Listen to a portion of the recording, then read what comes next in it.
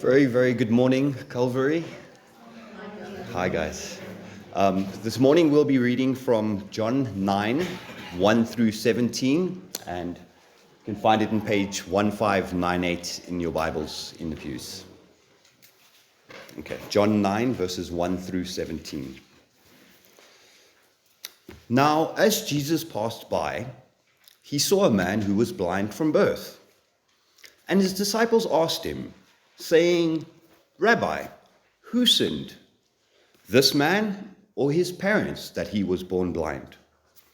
Jesus answered, neither this man nor his parents sinned, but that the works of God should be revealed in him. I must work the works of him who sent me while it is day. The night is coming when no one can work. As long as I am in the world, I am the light of the world. When he had said these things, he spat on the ground and made clay with the saliva.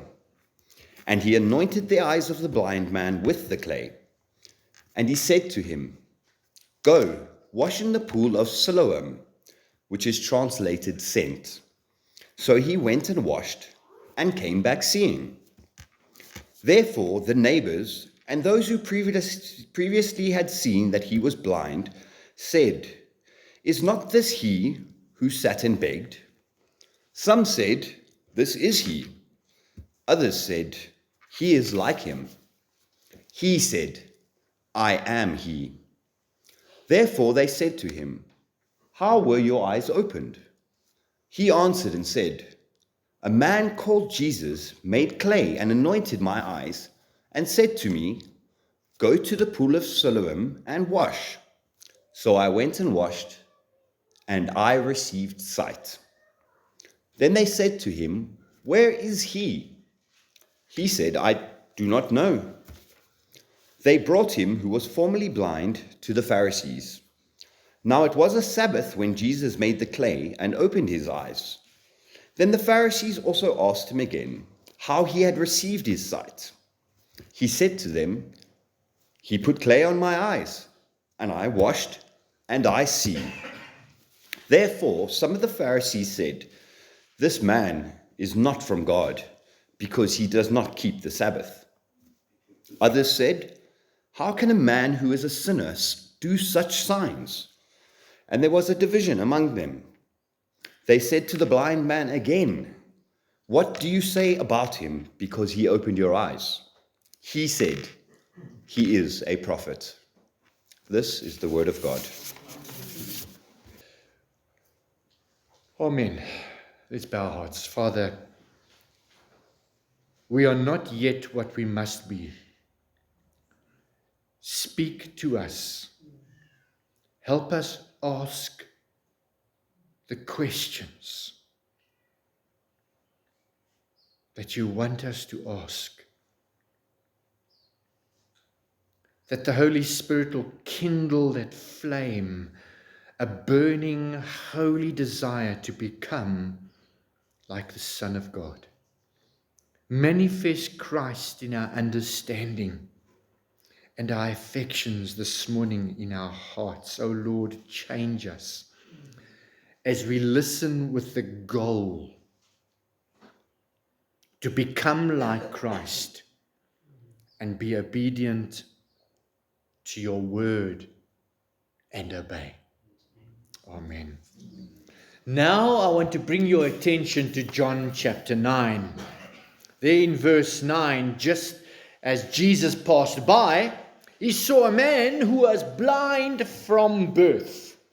This is a record of a man who was blind, as it says, from birth. Naya will continue with this narrative tonight. And I want to urge you to arrange your day and be here tonight. He has put a lot of effort into his preparation, and I'm confident he's going to stimulate questions to pursue answers that are relevant and challenging in your life. Our passage today highlights two issues. One, the hopelessness of this blind man's condition. Secondly, the wonder of the miracle that gave him sight. Now notice who is asking the questions in this passage. Who's asking the questions? It is Jesus' disciples. John, Matthew, Peter. His close ring. They said, Rabbi, who sinned? This man or his parents, that he was born blind? This is rather a strange question. They wondered if the blindness had been caused by the man's own sin or his parents' sin. Well, logically, this does not make sense. Because how could his blindness have been caused by his own sin when he was born blind? Duh. How can he bear the sin of his parents? This conversation with Jesus encourages me. These disciples were close to Jesus, and he was training them. They put themselves in a position to ask questions.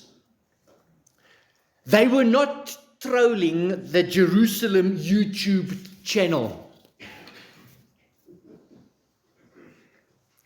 They put everything aside, even their fishing business, to follow Jesus, to listen and be trained. They did not have all the answers, and neither do we. Disciples must ask questions. How else will you grow? Even if your question reveals poor theology. That's what's happening here. That is not a sign of weakness to ask questions and to have your theology corrected. But ask questions when Jesus is near. By that I mean, ask the questions from an authentic, Christ-centered ministry. Not any old human-centered and off-the-mark ministry.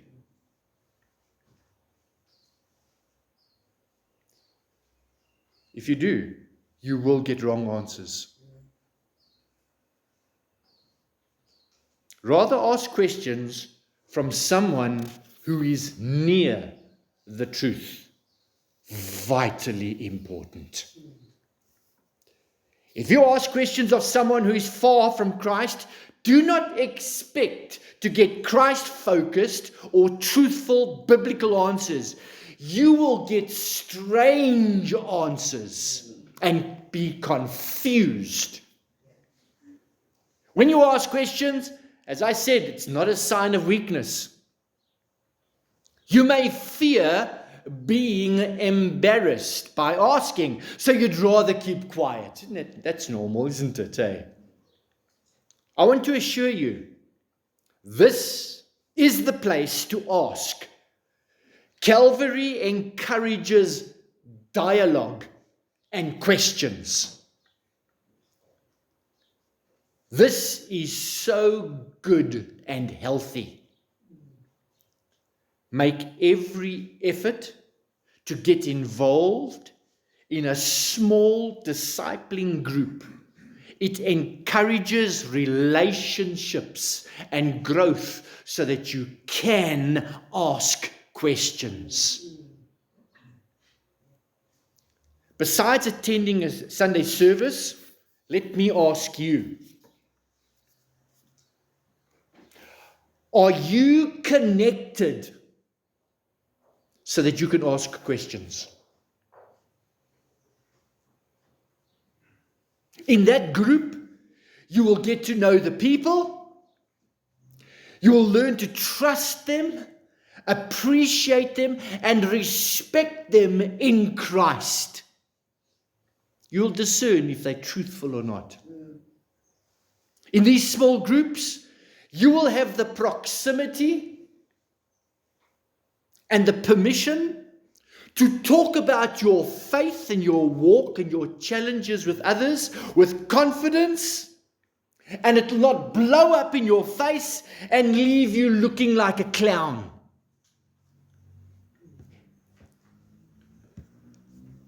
If you're not connected to a small group of Christians who meet, by the way, not just meet to do something, like have a braai or go on a hike. And that activity is great.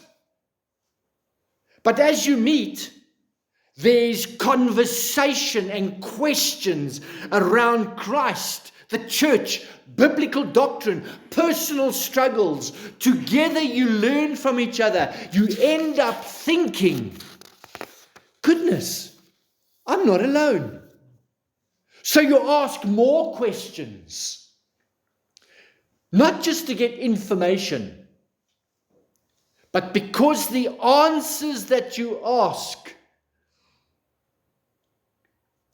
questions 4, are challenging you to become more like Christ and stir you to obey everything He has commanded you. When you become a Christian, you do not suddenly have all the answers. You must be trained, just like these guys. You must be discipled to obey everything Christ has taught us. So do not be afraid. It's okay to ask questions.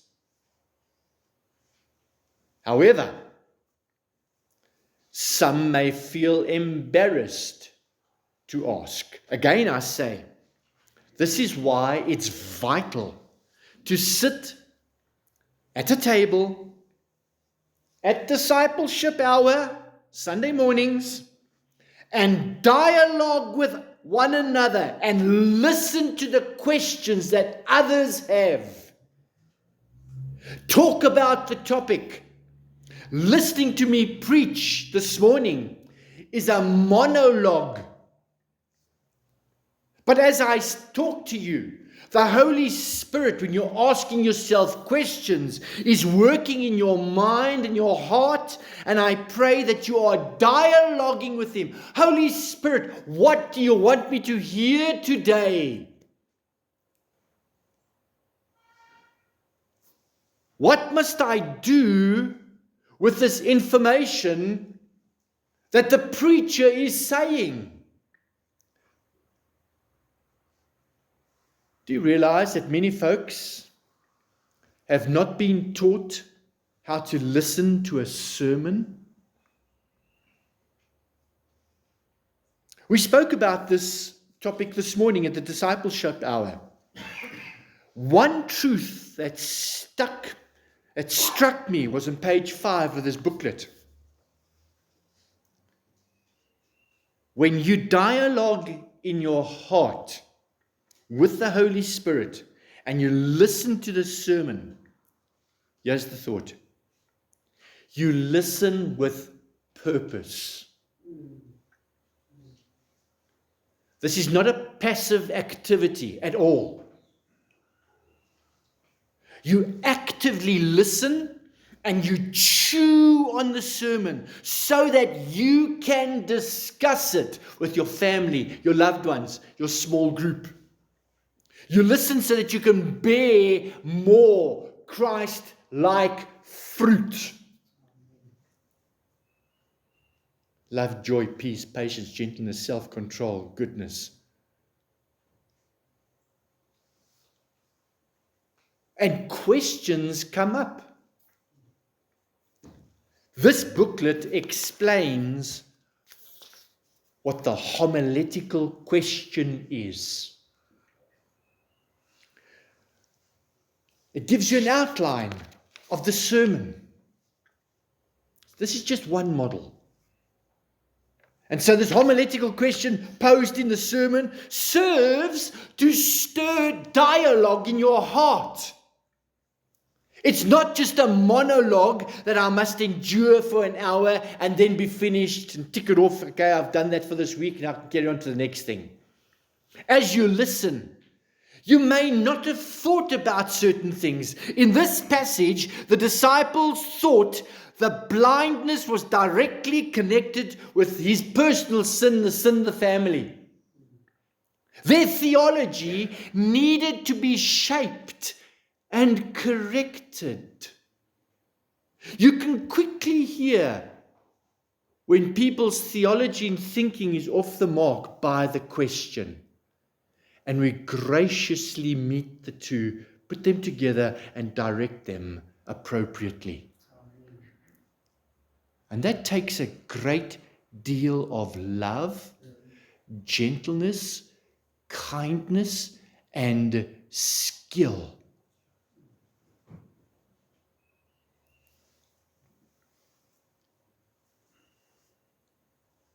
So as you listen, you may not have thought about certain things. In this passage, the disciples thought about where the sin came from, or the blindness came from.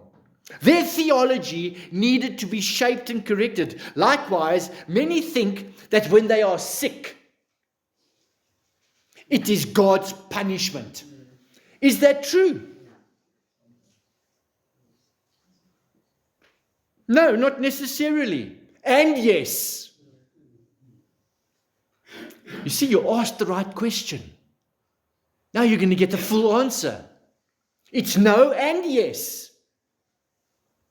Some are sick because God does chastise his children to get our attention and correct us, rebuke us, and instruct us. But it is equally true that we have inherited the curse of sin. This includes the consequences of sin, illness, cancer. Some are sick not because of grieving the Holy Spirit or they are being chastised, but because of our inherited sin from Adam. Even faithful, obedient Christians experience sickness. But one day, when we take our final breath, this battle with our diseased body will be over. We know that all sickness and suffering and death came into the world ultimately as a result of sin.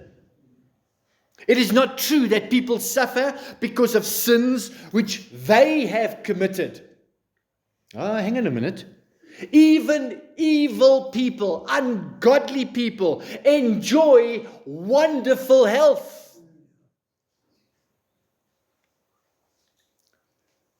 Listen to this compromising logic. So some think that because they are healthy and the work is prospering and so on, this is the license for me to carry on grieving the Holy Spirit and live the way I want to live and pursue my purpose. And so they ask the questions, God, what is my purpose for my life? Did you discern what's wrong with that question? Very wrong. And yet that question is coming from so many pulpits this morning. So they think, so you see, I can do what I like. There is no consequence. There's no judgment. I am doing well. Well, if you were not at Discipleship Hour today, and you want a copy of this booklet, How to Listen to a Sermon, send me a WhatsApp and I'll print you a copy. Or for an electronic version, I do have a couple of paper versions left. It's there in the foyer. You're welcome to grab yourself one of them. vitally important. So it's first come, first serve. Now, back to the passage. In verse 3, listen how gracious the Lord answers them. They've asked their questions, and now the dialogue starts. Look how he shapes their thinking, how he directs them. He says, neither this man nor his parents sinned, but that the works of God should be revealed in him. I must work the works of him who sent me while it is day. The night is coming when no one can work. As long as I am in the world, I am the light of the world. Do you know when you're going to die? Do you know when your tent, that your soul, your spirit is living in today, will one day be taken down? When your body takes its final breath? When will it be night and you cannot do the works of our great God? Jesus knew the purpose for taking on flesh. He knew why he came to dwell among us. Not for his purpose. It was for his Father's purpose, his Father's will. He prayed in Gethsemane, Father, if it is your will, take this cup from me. But not my will, your will be done. While it is day, he was healing, teaching, equipping, and discipling his disciples. And soon he will bear his Father's wrath. How's that? On our behalf, and take on our sin. Then we read how he healed that man. The crowd could not believe the transformation. Once he was blind, now he sees. Just like Bunyan wrote in that hymn, Amazing Grace, once I was blind, but now I see.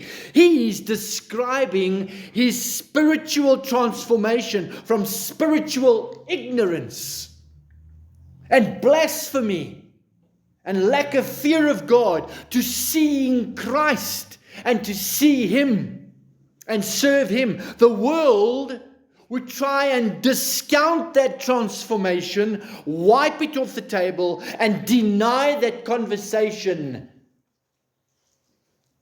in your life. In verse 9, they try to deny that this is the man, the same man that they say, he looks like him. Wonderful deconstructionalists. It should have been postmodernism back that day. But notice the healed man says, he corrects him, I am he. Did something strike you with that answer? Those words encourage me so much. Verse 10. Therefore they said to him, how were your eyes opened? They asked the question. Now look how Christ is glorified in his answer. Look how he describes what happened to him. He did not need to regurgitate some creed and something like that. He was overflowing with the fact that it happened. It was a personal testimony of what Christ had done to him. He is presenting a personal account of what happened to him. He says there in verse 11, a man called Jesus made clay and anointed my eyes and said to me, go to the pool of Siloam and wash. So I went and washed, and I received my sight. I want to stop here and highlight an extremely important point. That our community, our friends, and our families need to hear about the transforming power of the gospel coming out of your mouth.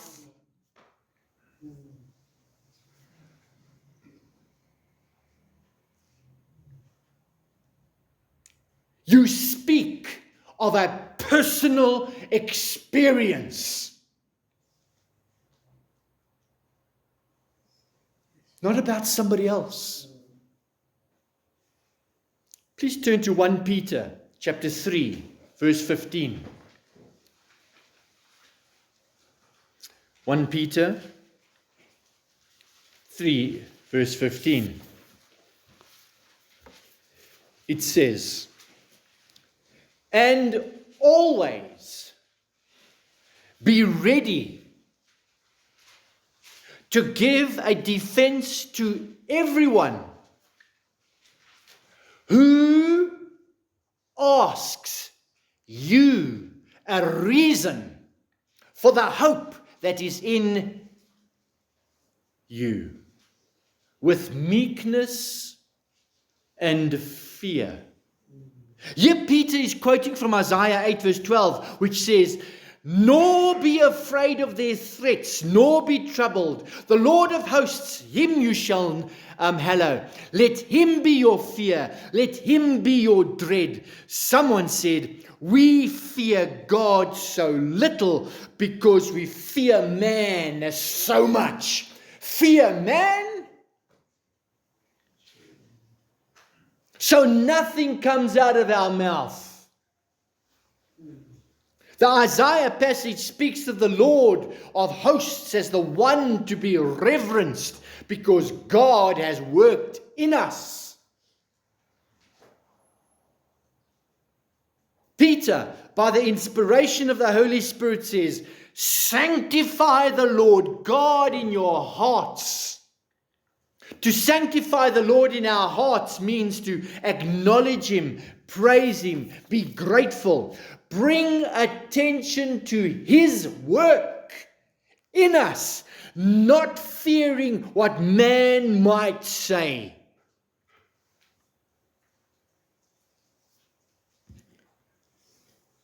The Vice President of America was having a discussion at some interview, and some clever person was trying to ask him about questions about his faith, and he says, I am unashamed of my Christian faith. Praise the Lord for that boldness, the Vice President of America. Bless him. Oh, may our Vice President also say something like that, even our President. May something like that be said in our Parliament. This is exactly what the blind man did. He did not care who listened. What a boldness. He did not fear man. Here are the facts. As people see your godliness in your daily living and hear the godliness in your conversations, always be ready to give a defense to everyone who asks you for the reason for your hope that is in you, with meekness and fear God. This applies primarily to times when you are being mocked and ridiculed because of your faith in Christ. Your awareness of the presence of the Lord should impart a holy boldness and inspire you to witness and to whisper it quietly so no one else can hear. Don't offend anybody. You impart with a holy boldness and inspire you to witness and speak up, just like this blind man. Perhaps some do not speak up. because there's nothing to speak up about. Nothing has happened in their heart. You do not have a testimony. This verse is also applicable to our everyday life. People often ask us questions which quite naturally opens the door to speak to them about our Lord's work in me. We should be ready to tell them what great things the Lord has done in us. It's very personal. This witnessing should be done with gentleness and reverence to God. There should be no trace of harshness, bitterness, or flippancy when we speak to others. We must be careful how we communicate. That is not a testimony. Now then in verse 12, then they said to him, "Where is he?"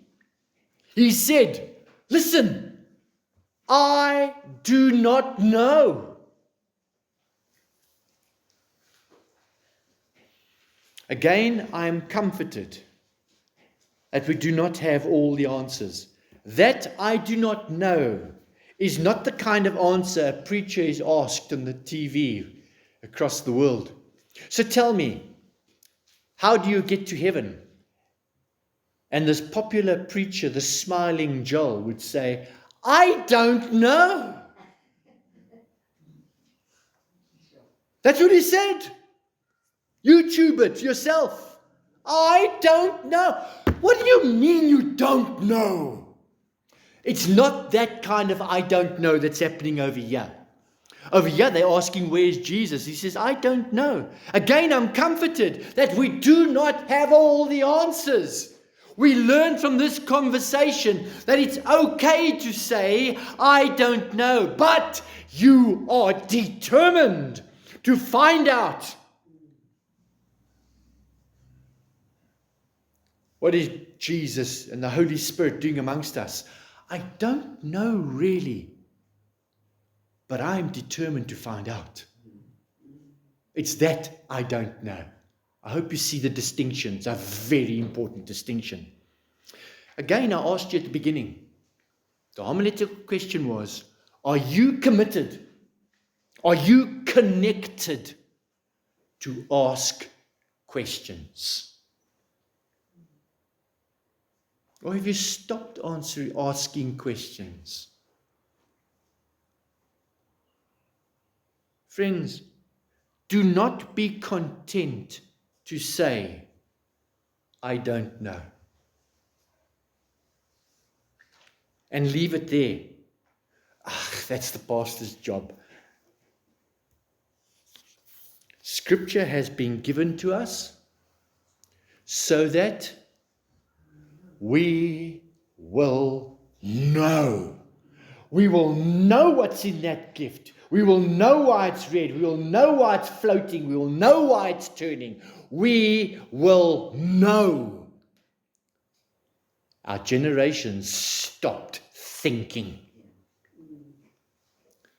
Holy Spirit gifted men are given to the church to preach and teach us to obey, to be faithful, so that we will know.